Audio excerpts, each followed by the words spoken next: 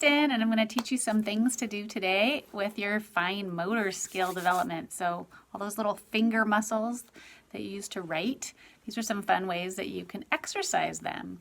So our first one is painting, and so I've been working on my flowers, but it looks like I need another stem. So I'm using my pincer grip to hold my paintbrush and doing some painting. So that's an easy one that you can do if you have any paints at home. Any type is fine.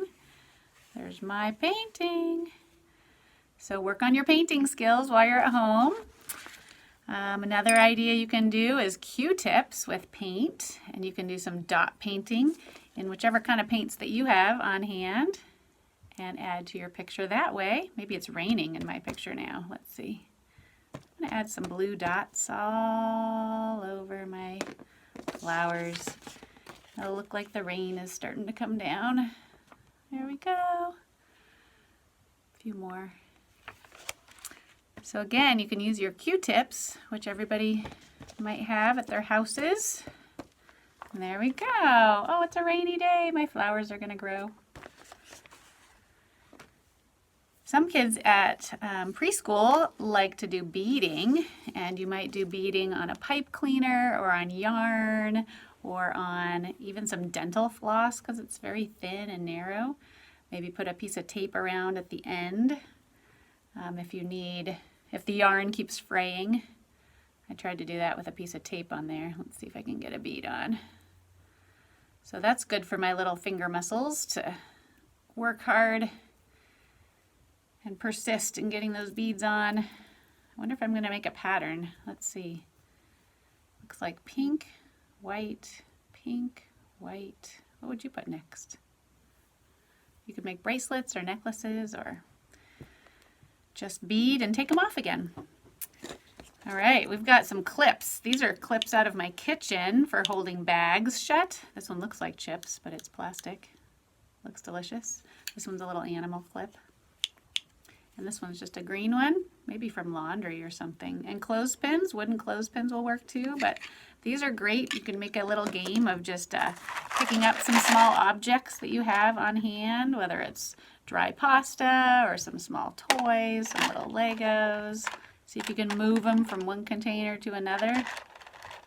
And that pinching skill is great. Let's try it with this alligator. Here we go. Oh, he got a heart. He got a heart in his mouth. Can you tell that's a heart? Now we've got to do our chips here. Yep, it works. It works. So you could have a race with your brother or sister or your mom or dad and see if you could, who could get 10 in the next bowl as fast as they could. I don't know if you have one of these at your house. This is a die. If you have more than one, it's called dice. And just that cupping action of putting two hands together like a little cup and then putting another lid on the top and shaking, that strengthens the muscles in here. And so if you shake your die and roll it, then you can look on the top and count. What number did I get? 1, 2, 3. So it's math practice too. You could see who could get up to 10 first by adding all the numbers together, or you could play a board game that has dice in it. How many is this? 1, 2, 3, 4, 5, 6. Here's a couple of rubber bands. Do you think you have rubber bands at your house? I put it around all 5 of my fingers and I just stretch my fingers out. That one's fun for when I'm not doing much with my hands. Maybe I'm watching a show and I can exercise my fingers. It feels like little aerobics. 1, 2, 1, 2. We've gotten some packages lately, and what's this? Bubble wrap. Let's see if any of these are able to be heard. Did you hear that one?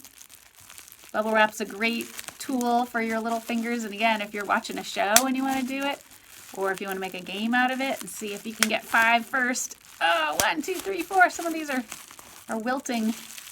Ugh, there we go. I got 5. Who's got some small toys at your house? Do you have tiny toys? Maybe if you have brothers and sisters, you have to play with them on a high table. But we have the tiny Legos at my house, and my big kids are 13 and 18, and they still like to build with Legos. So this kind of a thing is good for your fine motor skills too, just putting Legos together. Any kind of small manipulatives are great. So you can stack them, you can unstack them.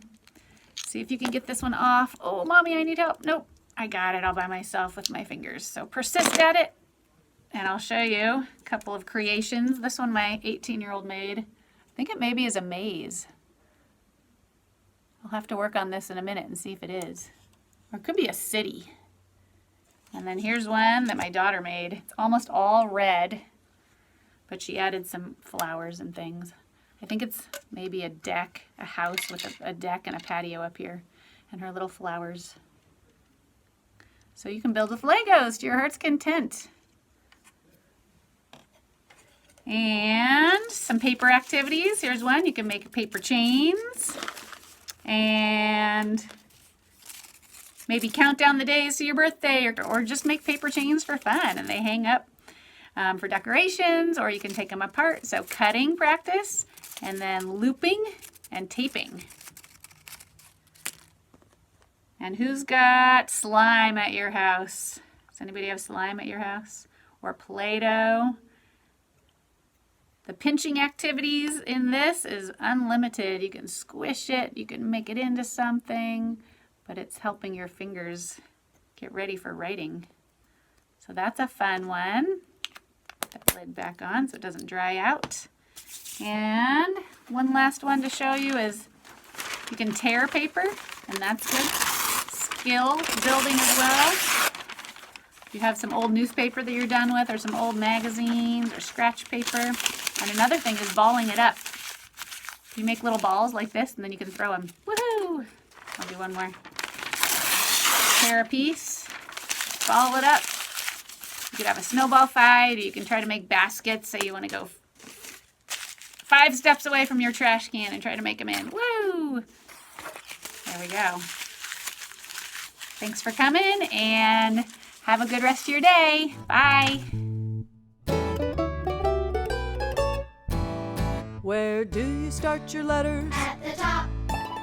Where do you start your letter? At the top. If you want to start a letter, then you better remember to start it at the top.